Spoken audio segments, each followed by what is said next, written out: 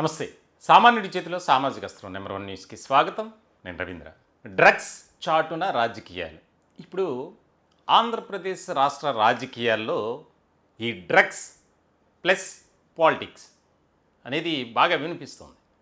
దానికి ముఖ్యమైనటువంటి కారణం ఏంటంటే, విశాఖలో చరణ్ అనే యువకుడు బెంగళూరు నుంచి డ్రగ్స్ తెస్తూ పోలీసులకి దొరికిపోయాడు రెడ్ హ్యాండెడ్గా దురంతో ఎక్స్ప్రెస్లో.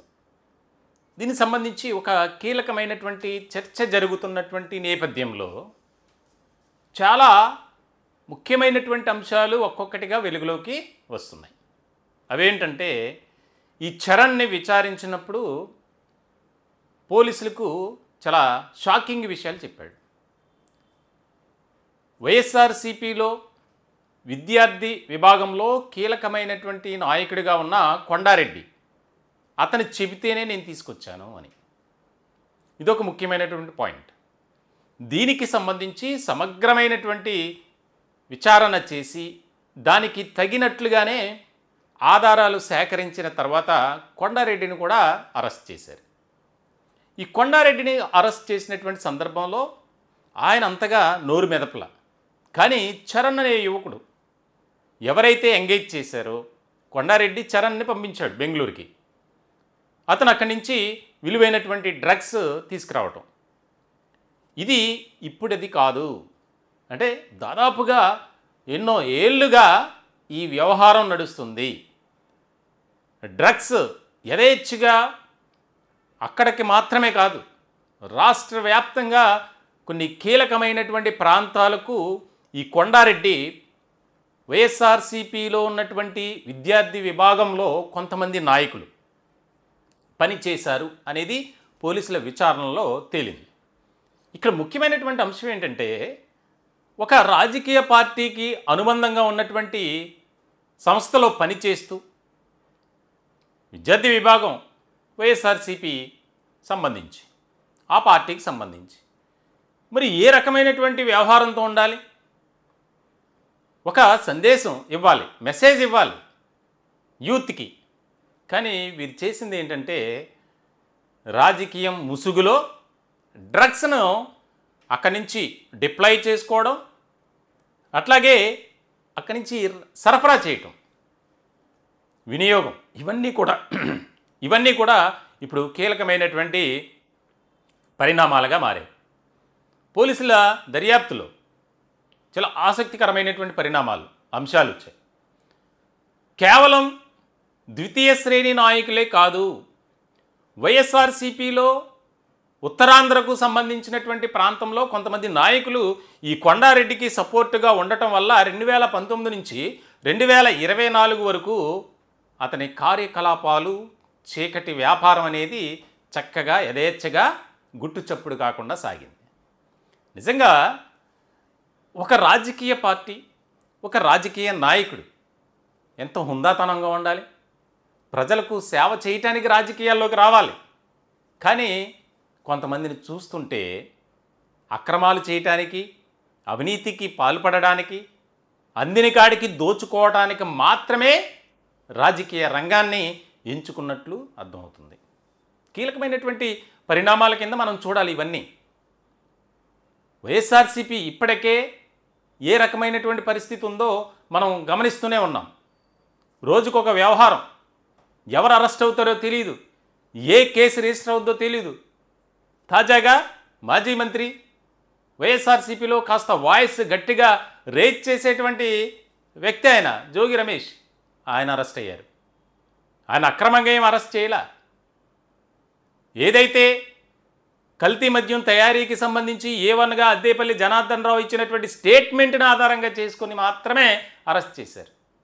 కేవలం స్టేట్మెంట్ కాదు, సేకరించినటువంటి ఆధారాలు, సాక్ష్యాలను బట్టి. అంతకుముందు లిక్కర్ పాలసీని మార్చడం, దాదాపు 4,000 కోట్ల రూపాయలు అక్రమాలు జరిగాయి, చేతులు మారాయి. అది కూడా ఆ పార్టీలో ఉన్నటువంటి నాయకుడే బయట పెట్టినటువంటి అంశం. విజయసాయిరెడ్డి పార్టీలోంచి బయటికి రాగానే 2019 నుంచి 2024 వరకు రాష్ట్రంలో మద్యం కుంభకోణం జరిగింది, మీరు కావాలంటే దర్యాప్తు చేసుకుని నేను బాంబు పేల్చారు. నిజంగా అది వాస్తవం అయింది. ఎందుకనంటే ఆయన కూడా అందులో ఒక నిందితుడు కాబట్టి ధైర్యంగా చెప్పాడు. ఇలా వైఎస్ఆర్సీపీ ఒక్కొక్కటిగా 5 ఏళ్ల పాటు చేసినటువంటి అక్రమాలు, అవినీతికి సంబంధించి ఒక రకమైనటువంటి చర్చ జరుగుతున్నటువంటి నేపథ్యంలో ఈ డ్రగ్స్ కేసు కూడా కలకలంగా మారింది. ఒక పక్కన డ్రగ్స్ని వాడొద్దు, డ్రగ్స్ వద్దు అని చెప్పి ఎన్నో ప్రచారాలు చేస్తుంది ప్రభుత్వాలు. దానికి సంబంధించి ఈగల్ ఒక ప్రత్యేకమైనటువంటి విభాగాన్ని కూడా రాష్ట్ర ప్రభుత్వాలు ప్రవేశపెట్టాయి. రాష్ట్రంలో యువత సర్వనాశనం అయిపోవడానికి ఈ డ్రగ్స్ ప్రధానమైనటువంటి కారణంగా ఉన్నాయి. వారి బంగారు భవిష్యత్తును చేతులారా నాశనం చేసుకుంటున్నారు. చూడండి, ఎక్కడున్నా సరే గంజాయి కేసులో ఆంధ్రప్రదేశ్లో మూలాలే, ఇక్కడి నుంచే పక్క రాష్ట్రాలకు రవాణా. అది కూడా విశాఖ పరిసర ప్రాంతాల నుంచి గంజాయి వేల కిలోలు రాత్రికి రాత్రి సప్లై అయిపోతుంది, రవాణా అయిపోతుంది. ప్రభుత్వం దీన్ని కట్టడి చేయాలి, ఎలా అయినా కంట్రోల్ చేయాలన్న ఒక మంచి సంకల్పం, ఉద్దేశంతో ఎన్నో ప్రయత్నాలు చేస్తుంది. కానీ మరి పార్టీ ముసుగులో, రాజకీయ ముసుగులో ఈ రకమైనటువంటివి చోటు చేసుకుంటే ఇంకేంటి పరిస్థితి? ఎవరిని కాపాడాలి? ఒక రాజకీయ నాయకుడు యువతకు ఒక సందేశం ఇవ్వాలి, మెసేజ్ పాస్ చేయాలి. విద్యార్థి విభాగంలో ఉన్నటువంటి కొండారెడ్డి ఏం చేశాడు? చాలా విషయాలు బయటకు వస్తున్నాయి. 5 ఏళ్ల పాటు చక్కగా జరిగిపోయింది అతని వ్యాపారం. ఇప్పుడు ఎప్పటి నుంచో నిఘా పెట్టారట. చరణ్ అనే యువకుణ్ణి కొండారెడ్డి తరచూ గోవాకి కానీ, బెంగళూరు కానీ, అలా ఇతర రాష్ట్రాలకు పంపించి అక్కడి నుంచి డ్రగ్స్ తీసుకురావటం, ఒక డెన్గా వారు గ్యాదర్ అవటం, అక్కడి నుంచి ఎవరెవరికి ఎక్కడికెక్కడికి వెళ్ళాలి అక్రమంగా సొమ్ము చేసుకుంటున్నారు. ఎక్కువగా విశాఖ పరిసర ప్రాంతాల్లో ఇంజనీరింగ్ విద్యార్థులు, సాఫ్ట్వేర్ ఎంప్లాయీస్ని టార్గెట్గా చేసుకునే ఈ డ్రగ్స్ అనేది జరిగిందట. ఇంకా చాలా విషయాలు బయటకు వస్తాయి త్వరలో. దీని వెనుక ఎవరున్నారు? ఎమ్మెల్యే స్థాయి మాజీ మంత్రులు కూడా ఉన్నారంట దీంట్లో, వైఎస్ఆర్సీపీకి సంబంధించి. అందరూ కూడా వస్తారు బయటికి. ఎవరిని కూడా ఉపేక్షించే పరిస్థితి లేదని కూటమి పెద్దలు ఒక కీలకమైనటువంటి నిర్ణయం తీసుకున్నారు. అందుకే తాజాగా అన్నీ సమగ్రంగా వారి దగ్గర పెట్టుకున్న తర్వాత జోగి రమేష్ని అరెస్ట్ చేశారు. మొత్తానికైతే ఈ యొక్క డ్రగ్స్ అనేది ఒక మహమ్మారి, భవిష్యత్తును, బంగారు భవిష్యత్తును యువతకు సంబంధించి వారిని నాశనం చేస్తుంది. డ్రగ్స్ కేసులో ఎవరైనా ఇన్వాల్వ్ అయితే వారికి ఫ్యూచర్లో ఎన్నో ఇబ్బందులు. సామాన్యుడి చేతిలో సామాజిక అస్త్రం నెంబర్ 1 న్యూస్ తరపున మేము కూడా మీ అందరికీ విన్నపం ఏంటంటే, డ్రగ్స్ జోలికి వెళ్ళొద్దు యువత. మీ ప్రాంతంలో కనుక అటువంటి కార్యకలాపాలు కానీ, అటువంటి యాక్టివిటీస్ జరిగితే వెంటనే దగ్గరలో ఉన్నటువంటి పోలీస్ స్టేషన్కి తెలియజేయండి, లేదా కింద స్క్రోలింగ్లో వస్తుంది మా నెంబర్కైనా తెలియజేయండి. మా ద్వారా అయినా పోలీసులకి తెలియజేస్తాం మీ వివరాలు ఎక్కడ కూడా బయటికి రాకుండా. కానీ రాష్ట్రంలో ఈ డ్రగ్స్ అనేది మనం అరికట్టాలి. అది ప్రతి ఒక్కరి బాధ్యత, సామాజిక బాధ్యత, సోషల్ రెస్పాన్సిబిలిటీగా మనం తీసుకోవాలి. మొత్తానికైతే వైఎస్ఆర్సీపీ రోజు రోజుకి ఏదో ఒకటి వారి మీద పడుతుంది. అంతే, కొన్ని సందర్భాల్లో మనం చూడండి, వరుసగా యాక్సిడెంట్లు అయితే వరుసగా రోడ్డు ప్రమాదాలు జరుగుతాయి. అదే మర్డర్స్ అయితే వరుసగా మర్డర్స్ జరుగుతాయి.